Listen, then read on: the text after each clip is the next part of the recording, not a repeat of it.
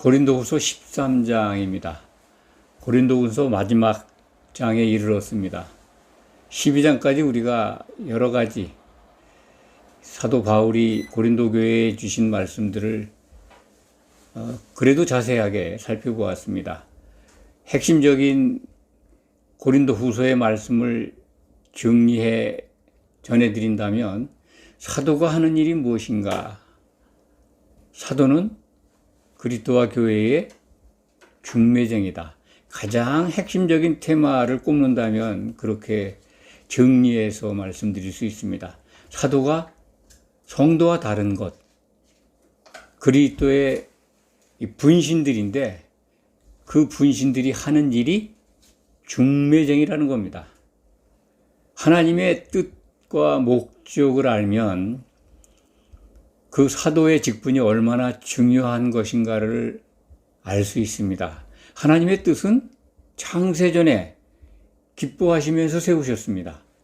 그 뜻은 그리스도 안에서 그리스도로 말미암아 하나님의 아들들을 얻어서 찬송받으시는 겁니다. 그 찬송은 어린 양의 혼인 만찬 때 불려지게 됩니다. 그러니까 성도의 가장 큰 영광은 하나님께 결혼식장에서 주님과 더불어 하나님을 찬양하는 할렐루야를 부르는 겁니다. 신약 성경은 그것을 아주 최종 목표로 우리에게 제시하고 있습니다. 거기에 들어가서 그 찬송을 부르는 자들은 이기는 자들이 된 겁니다. 신약 성경의 모든 가르침은 교회로 부름받은 성도들이 교회의 지체로 나온 성도들이 이기는 자들이라는 겁니다. 이것을 망각하거나 왜곡하거나 잘못 이해하고 있으면요, 신앙이 가담합니다. 그래서 오늘날 기독교의 모습이 이런 겁니다. 현실 속에 있는 복을 추구하는 세상에 속한 종교와 다름없는 그렇게 전락해버린 이유가 사도들이 한 말, 신약 성경을 너무나 자기들 방식대로 인간 중심으로 해석을 하고 그 잘못된 해석을 바탕으로 해서 교리를 만들고 그것을 따라서 지금까지 기독교가 밟아온 그 자취가 오늘날 한국 기독교뿐만 아니라 전 세계의 기독교의 믿음의 환경들 그리고 성도들의 태도를 이렇게 망가뜨려 놓은 겁니다. 오늘 말씀은 고린도 후서 13장 마지막 장이지만 매우 중요한 사도의 당부를 담고 있습니다. 그러니까 마지막 간구라고 그럴까요? 간구이면서 명령이 담겨 있습니다. 우리가 이 12장까지 살펴보면서 사도에 대한 고린도 교회의 비난, 심지어 폄하, 아주 모욕적인 사도를 평가하고 있죠. 돈만 띄어먹는 연복 얻어가지고 교묘하게 갈취하는 자로까지 이 성도들이 생각하고 있었던 것을 우리는 이 고린도에 보낸 편지, 첫 번째, 두 번째 편지를 통해서 알 수가 있습니다. 그럼에도 불구하고 그들에게 참 다시 해산하는 그러한 고통을 감내하면서 바울이 성도들을 타일르고 그리고 야단치고 그리고 권면하고 이제 마지막으로 두 번째 편지에서 내가 세 번째 간다. 가는데 아직까지도 죄 지은 자들, 그러니까 분쟁을 하고 음행을 하고 또 다툰 그런 성도들뿐만 아니라 그들에게 붙어있는 자들, 거짓 목사, 거짓 사도들에게 붙어있는 자들 가면 용서하지 않는다 하는 것이 오늘 이 13장 2절에 기록되어 있죠. 내가 가면 용서하지 않는다. 용서하지 않는다는 게 신약 성경에서 예수님이 하신 말씀과 배척이 될 수도 있습니다. 그렇게 보일 수도 있습니다. 예수님은 중심으로 너희 형제들을 용서해라. 그렇지 않으면 하나님께로부터 용서받지 못한다는 말씀을 하셨습니다. 그 말과 이거 상충되지 않습니까? 그렇게 질문하실 분들도 있을 겁니다. 그렇지만 이 사도 바울의 용서하지 않는다는 것은 교회의 지체에서 분리시킨다는 겁니다. 그 중심에서 인간적으로 그 용서를 안 하겠습니까? 성령 충만한 예수님의 분신인 사도께서. 그러니까 그거는 우리가 문자 그대로 용서하지 않는다, 철천지 원수를 생각한다, 그게 아니라 남아있는 교회 성도들을 보호하기 위해서 교회에서 분리시킨다, 그런 뜻으로 이해하시면 됩니다. 오늘 말씀의 핵심은 믿음에 관한 겁니다. 13장 5절을 한번 보시면 너희는 믿음 안에 있는가? 너희 자신을 시험하고 너희 자신을 확증하라. 명령문입니다. 너희 안에. 너희는 믿음 안에 있는가? 너희가 이 각자를, 이 교회에 들어와 있는 성도 각자를 지칭하는 의미의 말씀이 아닙니다. 고린도 교회의 모든 성도들에게 주시는 명령문입니다. 믿음 안에 있는가? 믿음이 뭔지 알면 우리가 금방 이해하죠? 막연하게 믿음 하는데요. 특히 한국교회 이 신앙생활 하시는 성도님들이 이 믿음에 대해서 참 오해가 많고 자기 방식대로 그냥 알고 있습니다. 믿음. 그저 교회에 열심히 나오고 열심히 봉사하고 그 열심 신앙이 믿음이 아주 돈독하고 신실한 걸로 그렇게 생각하고 있고 또 그렇게 가르쳐 왔고 그렇게 믿고 있습니다. 오늘 말씀 속에서 보면 믿음이 뭔지 알 겁니다. 사도들이 한 말, 사도들의 편지, 사도들의 글을 잘 읽으면요, 믿음을 금방 알 수 있어요. 믿음이 뭔가. 예수 그리스도께서 5절 다음, 너희 자신을 확증하라는 명령문 다음입니다. 예수 그리스도께서 너희 안에 계신 줄을 너희가 스스로 알지 못하느냐? 그렇지 않으면 너희는 버림받은 자니라. 그러니까 믿음 안에 있는가? 그런 거를 스스로 확증해라. 너희 자신을 확증해라는 거죠, 스스로. 그런데 예수 그리스도께서 너희 안에 있어야 된다는 거예요. 믿음이 있다면 그리스도께서 너희 안에 있어야 된다, 그런 말씀이잖아요. 그 믿음이 있걸? 믿음 안에 있다고 하는 건 예수 그리스도께서 우리 안에 있는 겁니다. 교회 안에. 그럼 그리스도께서 셋째 하늘에 올라가서 하나님 그 자리에 복귀해서 앉아 계신데 우리가 모인 교회마다 다 예수님이 와 계실까요? 그게 아니죠. 그리스도께서 너희 안에 계시다고 하는 것은 예수님이 자신의 이름으로 보낸 성령이 교회 안에 있어야 된다는 겁니다. 그 너희 안에, 그러니까 고린도 교회 안에 성령이 계신지 아닌지 너희가 교회로 모인 성도들이 한번 확증해봐라. 그러면 예수님께서 계신 거 알 것 아니냐, 그런 말씀입니다. 너무 어렵게 생각하지 마시기 바랍니다. 그리스도의 믿음, 그리스도 안에 있다고 하는 것은 그리스도의 믿음 안에 있는 겁니다. 그 믿음이라고 하는 것을 우리가 우리 많은 기회를 통해서 말씀을 드렸습니다만, 그리스도의 믿음은 신약 성경에서 이 번역이 좀 잘못돼서 우리가 확인하는데 참 불편하긴 합니다만, 4군데 정도 정확하게 그리스도의 믿음을 우리가 믿음으로, 그리스도의 믿음으로 말미암아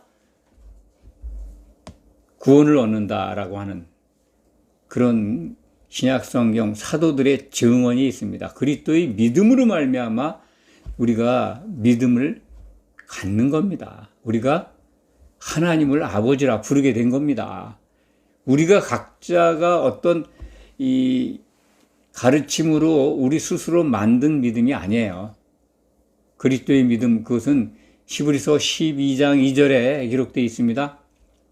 믿음의 주 예수 그리스도, 믿음의 완성자 믿음의 창시자고 완성자인 예수를 바라보자. 그렇게 기록되어 있는 말씀을 꼭 늘 기억하시기 바랍니다. 히브리서 12장 2절입니다. 그런데 그 믿음이 어디서 어떻게 이루어졌는지 그 원천이 뭔지 그 12장 2절은 또 가르쳐 줍니다. 믿음의 주여 온전케 하시는 이인 예수를 바라보자. 그는 십자가 너머에 있는 기쁨을 바라보고 그 십자가 고난을, 부끄러움을 다 견디셨다는 거예요.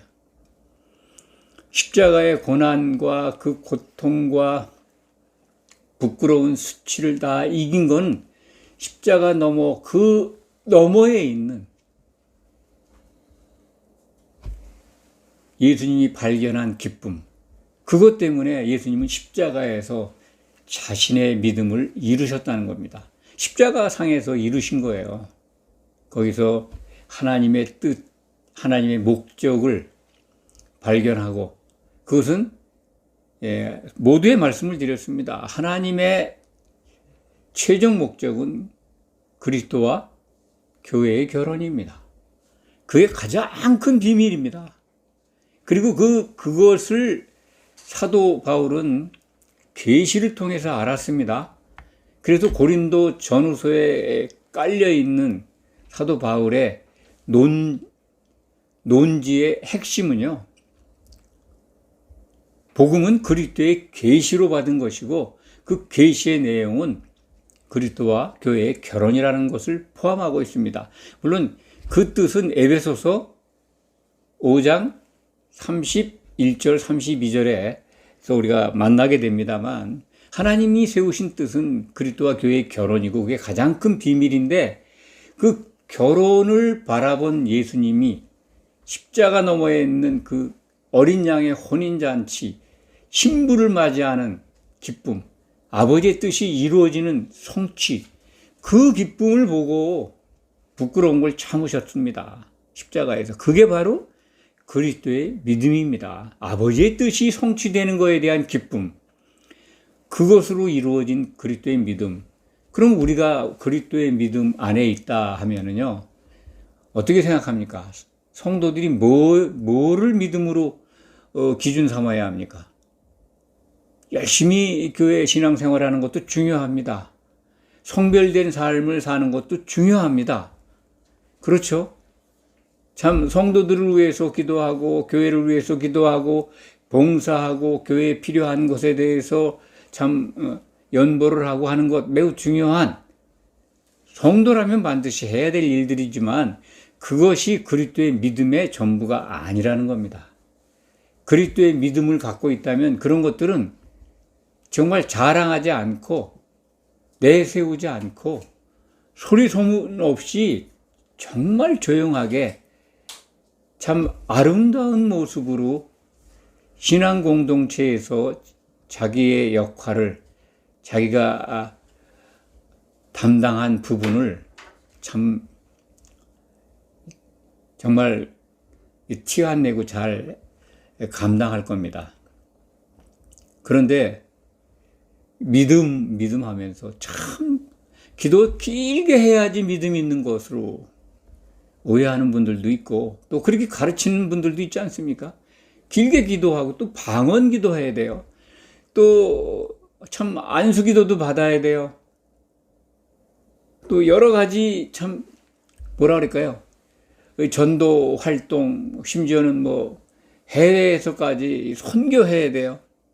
선교를 못 가면 선교 헌금이라도 해야 신앙생활 잘하는 거고 믿음 있는 걸로 그렇게 가르치고 또 믿고 있는 분들이 많은데요. 그것이 믿음의 본질이 아닙니다. 오늘 말씀을 잘 들어주시기 바랍니다. 그리스도의 믿음 안에 있다. 너희가 믿음 안에 있는가 없는가 테스트 해보라는 거예요. 시험해보라는 겁니다. 그리고 확증하라는 거예요. 그럼 시험, 스스로 셀프 시험이 뭘까? 기준이 뭘까? 그리스도의 믿음이 있어야 되는 거잖아요. 그리스도의 믿음을 뭘로 테스트해? 그것을 오늘 본문에서 찾을 수가 있습니다. 13장 11절을 한번 제가 읽어드리겠습니다. 마지막으로 말하노니 형제들아 기뻐하라. 온전하게 되며 위로를 받으며 마음을 같이하며 평안할지어다. 또 사랑과 평강의 하나님이 너희와 함께 계시리라. 거룩하게 입맞춤으로 서로 문안하라. 이게 바로 그리스도 믿음 안에 있으면 나타나는 증거들입니다. 확증받을 수 있는 증거입니다. 아, 그리스도 안에 우리가 있군요. 내가 그리스도 안에, 믿음 안에 있군요. 믿음 안에 있다고 하는 것은 그리스도의 믿음이 우리에게 있다는 겁니다. 그래서 그리스도께서 우리 안에 있다. 그리스도께서 있는 것은 그리스도의 이름으로 오신 성령 안에 있다는 겁니다. 교회에 성령이 계시다는 겁니다. 성령 충만한 은혜를 받을 수 있는 교회라는 거죠. 두세 사람이 예수님의 이름으로 모이면 성령이 계실 거라고 하는 예수님의 말씀을 기억하면 됩니다. 18장 20절이죠. 마태복음. 두세 사람이 모인 곳에 내 이름으로 두세 사람이 모이면 나도 그들 가운데 있느니라. 예수님이 실질적으로 보좌에서 나와서 출장 오셔가지고 두세 사람 모이는 데마다 오시는 게 아니라 예수님의 이름으로 오신 성령께서 두세 사람이 모이면, 예수님의 이름으로 모이면, 곧 예수님의 믿음 안에 있으면 그 안에 성령이 계시다는 거죠. 그게 증거입니다. 성령이 계신 것에 대한 증거가 뭡니까? 오늘 고린도후서 13장 11절 제가 지금 읽어드렸는데요. 마지막으로 말한다. 이 편지의 마지막이죠. 사도 바울이 이걸 편지를 보내고 순교당한 건 아닙니다. 형제들아 기뻐하라. 기쁨이 있어야 되죠. 이 기쁨이 어떤 기쁨일까요? 성령 안에 있는 기쁨이니까 세상에서 주는 기쁨이 아닙니다. 뭔가 성취하고 기도한 게 이루어지고 그런 것들도 포함될 수 있습니다만 성령이 주시는 기쁨은요, 성령이 주시는 평안은 세상에 있는 게 아닙니다. 세상에서 내가 받고 세상적인 복, 세상적인 잘됨, 세상적인 위로, 그것으로 인해서 오는 기쁨이 아닙니다. 참 기독인들이 오해하는 게 많죠. 기도한 게 이루어지면 기쁘죠. 근데 그것이 모두 다 하나님께로 온 걸로 오해할 때가 많습니다.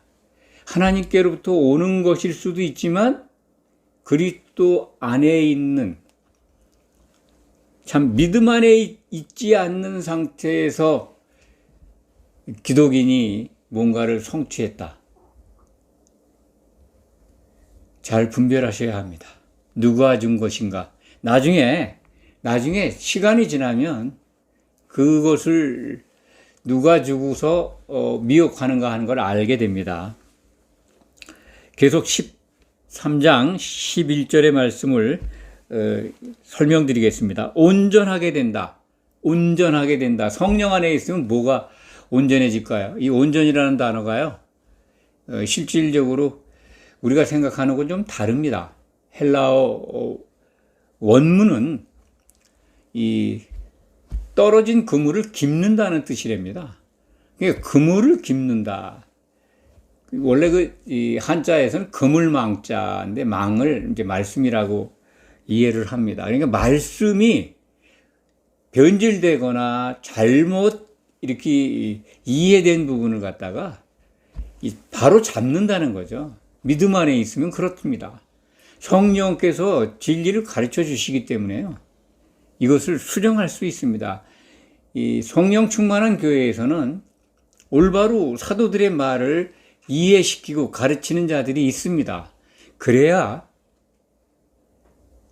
교회가 믿음 안에 있게 됩니다. 그것이 그리스도께서 교회에 계신 증거입니다. 온전하게 된다는 것은 진짜 모든 분야가 퍼펙트하게 된다는 개념도 있지만은 1차적으로 올바른 복음을 받아 마시게 된다. 그러니까 이 양질의 꼴을 먹는 거죠.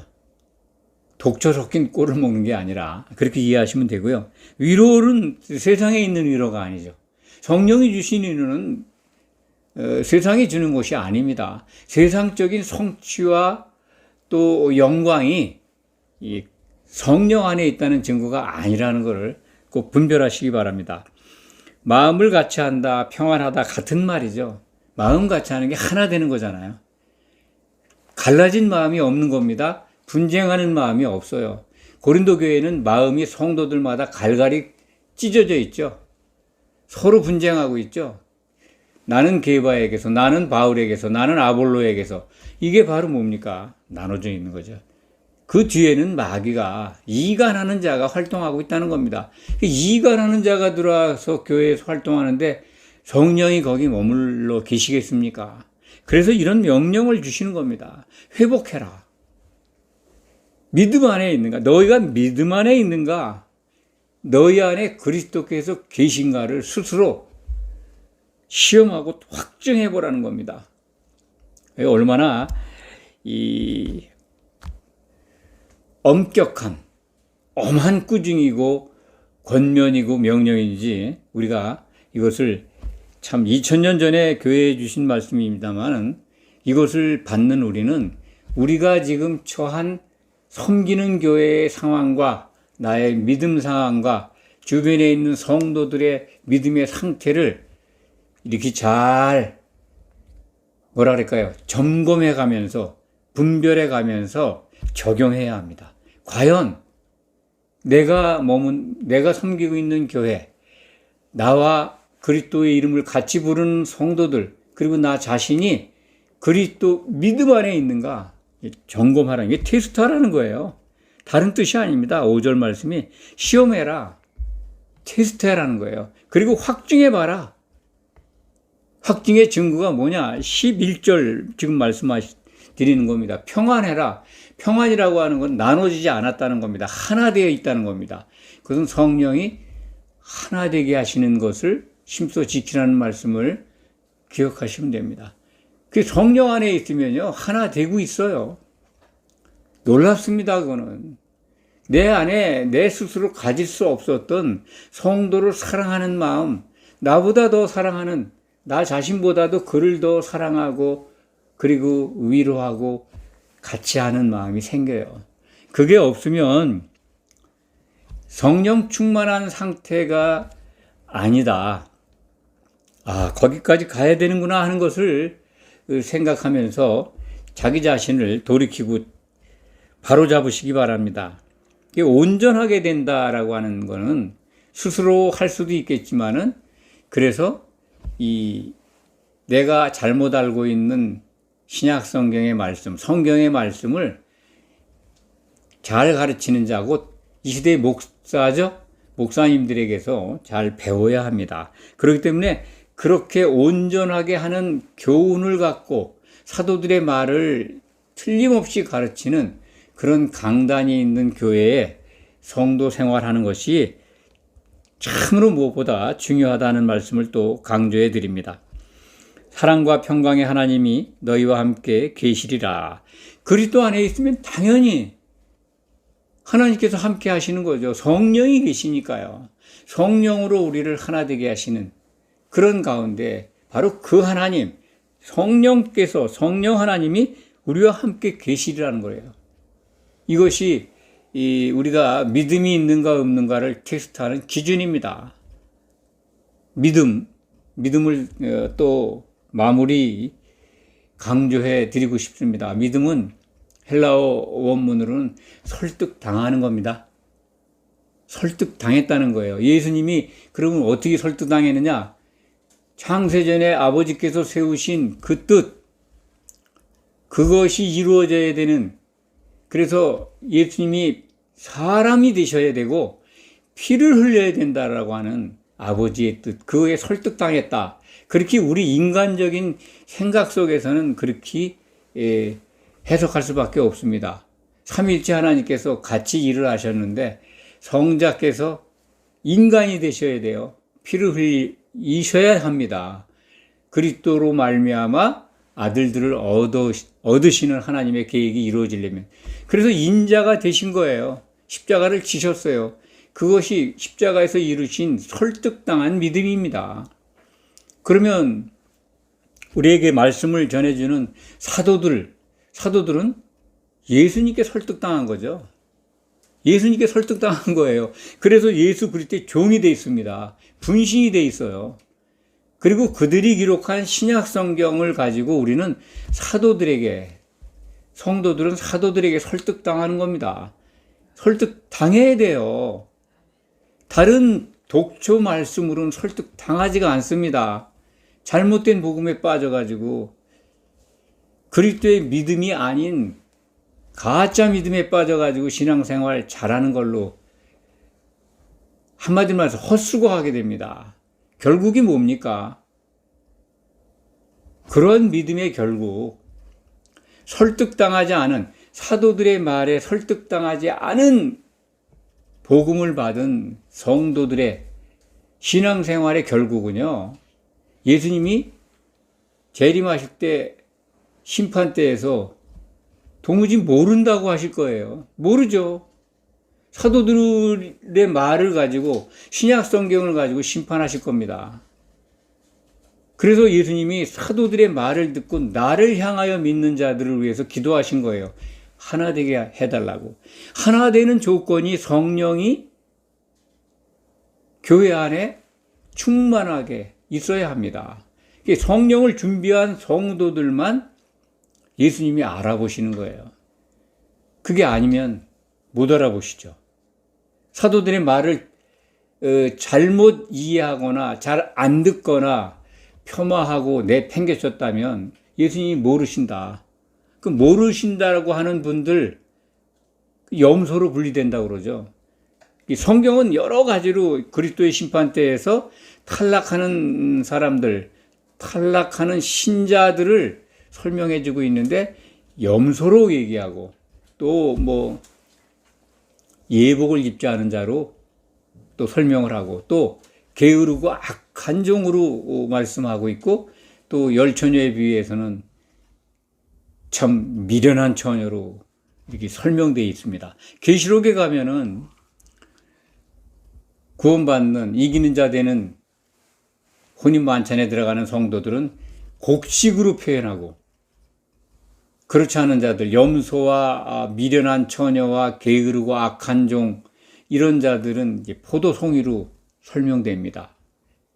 참 여러 가지로 이 그리스도의 심판대를 신약 성경은 정말 여러 군데에서 복음서에서도 또 사도들의 편지에서도 그리고 마지막 책인 요한계시록에서도 그걸 강조해서 보여주는데 사도들의 말을 정말 세밀하게 주목해서 보지 않으면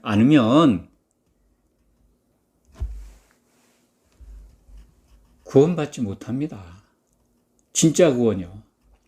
영이 거듭남으로 교회에 들어와서 지체가 되는 게 온전한 구원이 아니에요. 진짜 구원은 혼인 만찬에 들어가는 혼의 구원 받는 게 구원입니다. 신앙생활 해가지고 구원 못 받으면 어떡해요? 오늘 믿음을 중심으로 말씀을 드렸습니다. 믿음은 설득당하는 겁니다. 성도는 사도들의 말에 설득당해야 되는데 설득당하는 책이 신약 성경입니다. 그들이 남긴, 그래야 예수 그리스도의 복음을 알 수 있고 하나님의 목적을 알 수 있고 우리가 이기는 자가 됩니다. 주님 오실 때 주님의 심판대에서 반드시 심판이 있습니다. 그리스도의 심판대에서 심판이 없다고 가르치는 사도들의 말이 아닌 거짓 사도들의 가르침에 빠지지 않길 바랍니다. 모두 이기는 자 되시기를 간절히 당부합니다. 기도하겠습니다. 아버지 하나님 감사합니다. 참으로 감사합니다. 믿음을 올바로 가르쳐 주시고 우리가 이기는 자 되는 길을 가르쳐 주셔서 감사합니다. 오늘의 모든 교훈과 가르침을 마음에 담아서 주님 오실 때 칭찬받는 지혜로운 처녀로 발견되기를 원합니다.